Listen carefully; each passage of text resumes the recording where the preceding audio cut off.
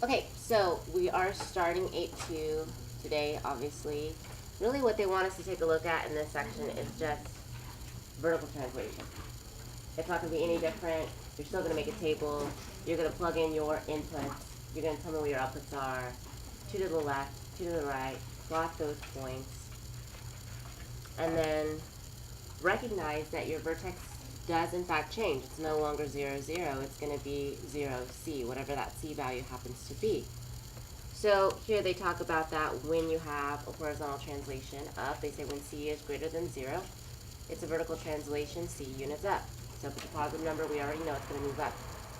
Now, this next bullet point saying if it's a negative number, it's the absolute value of C units down. Well, all that's saying is if you have a -2, it's not -2 units down, it's just 2 units down. That's why you have that absolute value. Does that make sense? And then it says the vertex of the graph is 0C. And the axis of symmetry is still 0 because it's whatever the x intercept is of your vertex. And that x-intercept is still going to stay 0. Do you have any questions? Okay.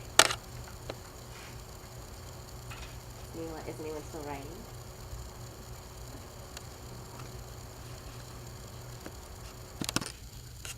So we are just looking at a vertical translation, 2 units in what direction?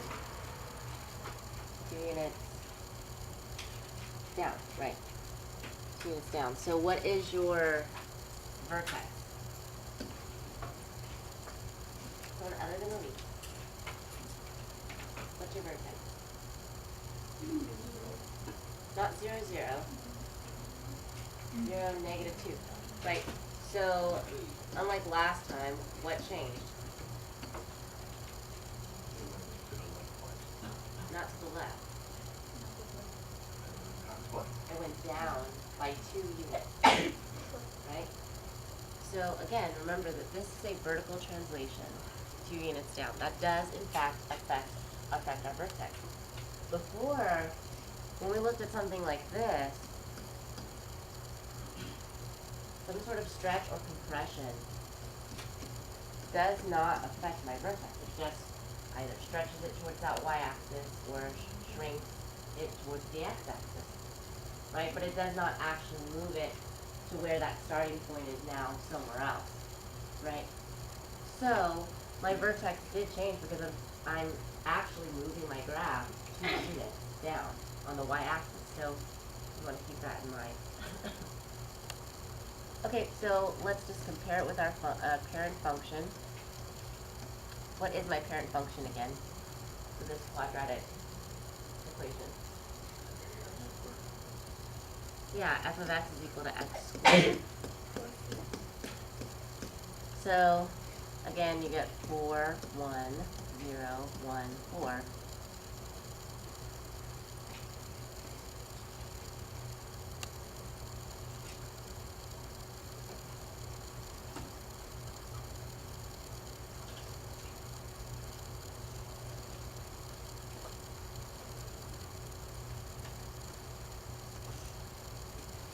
That. And then we will graph the corresponding function moved 2 units down. So, what does that mean I'm going to do to all my outputs? Subtract 2, right. So I'm just going to subtract 2, subtract 2, subtract 2, right? And then it's going to be the same on the other side.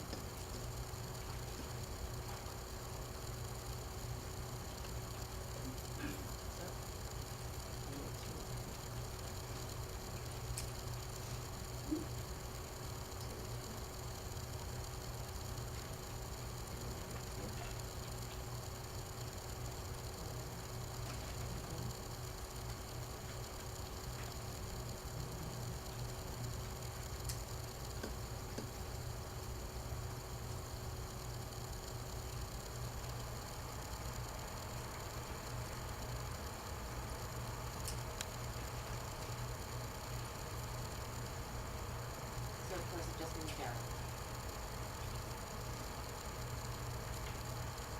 due to my lovely artistic nature, it looks like I've gotten a little wider, but not supposed to.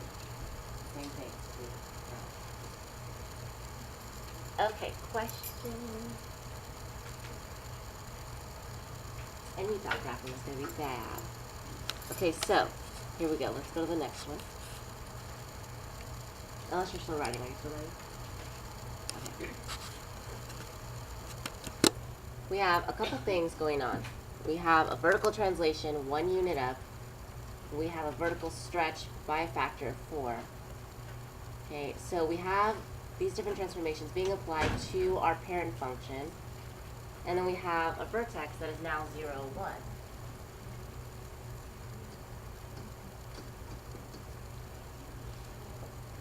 So let's go ahead and graph both the parent function and then the transformed function again, just to make the comparison. -2, -1, 0, 1, 2, 4, 1, 0, 1, 2.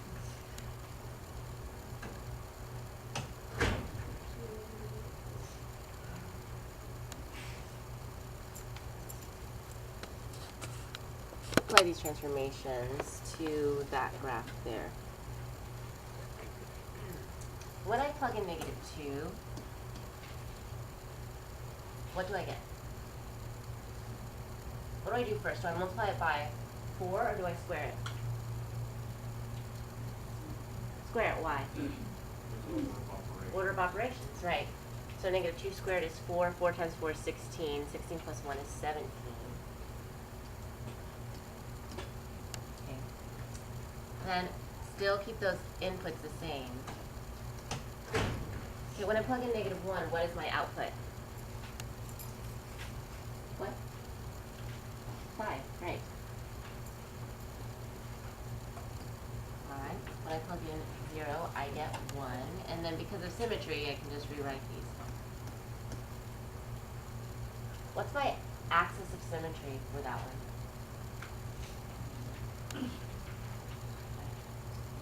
X equals 0, right. X equals 0. Because that's still 0, right?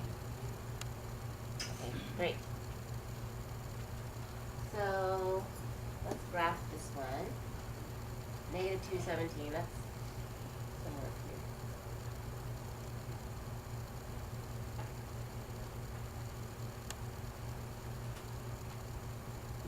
-1, 5. 0, 1. 1, 5.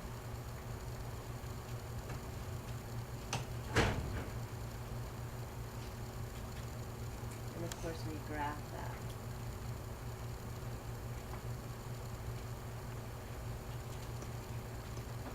I know, it's beautiful to see my lovely graph. Okay, so it was stretched towards that y-axis, it was shifted up. Its vertex is now 0, 1. Its axis of symmetry is still x equals 0. It's still cut in half at the y-axis. What's the end behavior?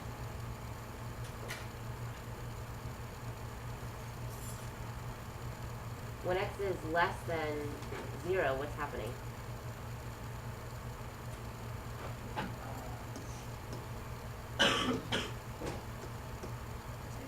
Yeah, y is increasing. And when x is greater than 0, what's happening? It's still increasing.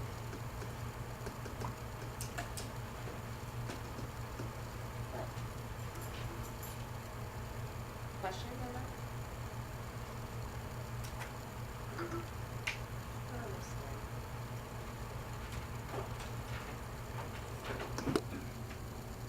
Something that's already transformed. So our parent function has all these transformations. What's that negative do? Yeah, it reflects it over what axis? X-axis. What's that 0.5 do? The 0.5? No, not the 0.5. Does it stretch or does it shrink? shrink, yeah. Vertical shrink. And then the plus 2 moves it up. Right.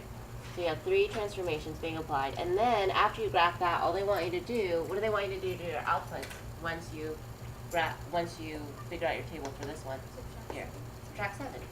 That means take whatever your outputs are, that's the f of x part, the output, and subtract 7 from all of them, and then describe the translation that happens. So, graphically.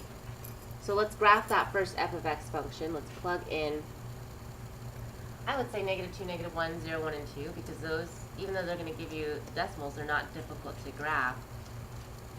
Again, it's only when we're working with, something like a fourth or something, where we wouldn't want to necessarily use -2, -1, 0, 1, and 2. We want to use numbers that are divisible by 4. So here, let's plug in -2. So when we plug in -2, I get 4, because I squared it. 4 times -0.5 is -2. And -2 plus 2 is going to give me 0. So go ahead and take some time to fill out both of these t-charts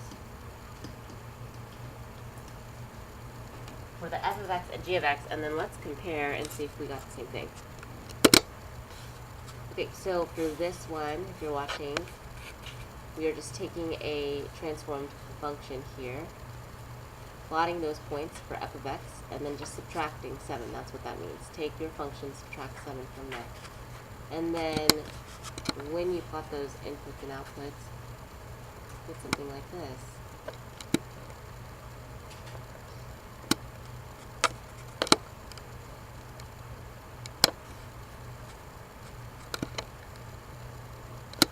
All the wrong things right now. Okay. Questions on how to do something like this?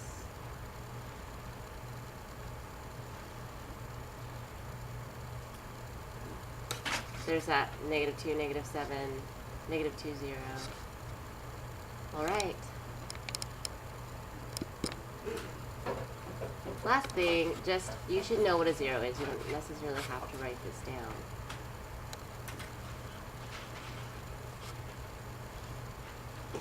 I Googled it because I wanted to be sure. Okay, because really the difference between zeros and roots, it can be a little bit confusing.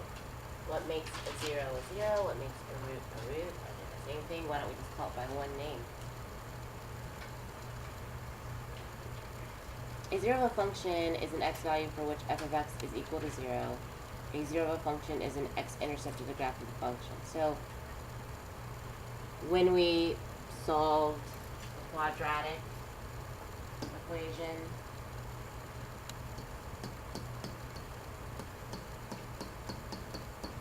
when we set that equal to 0 and we got x equals 2 or x equals -4,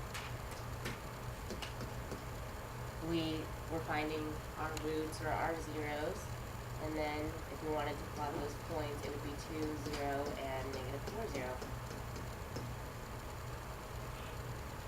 My initial understanding was that this is what distinguished the 0 from the root, but when I looked more into it, it says this, and you don't have to write this down. It says, so it is a solution of the polynomial equation p of x equals 0, which is what that says. It is that the value of x that makes the polynomial equal to 0. It is traditional to speak of a root of a polynomial, of a function in general, we speak of a 0. So whenever we're dealing with a polynomial versus a function, so if I say f of x equals something, I'm dealing with function notation, therefore I'm dealing with the 0. And then if I'm dealing with a polynomial, if I'm just dealing with, let's say, 2x squared plus x plus 2, then that's when we speak of a root.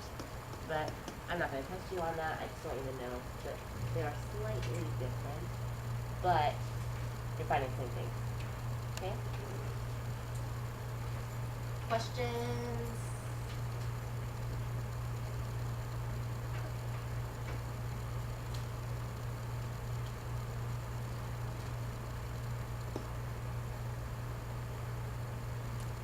All right, last one, and then we're done. So try this one completely on your own. We'll check the solutions.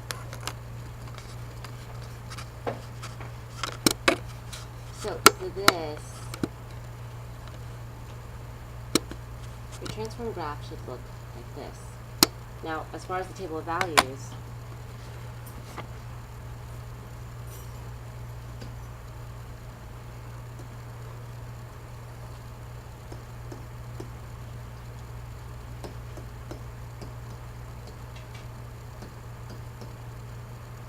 zero, 3, 4, 0.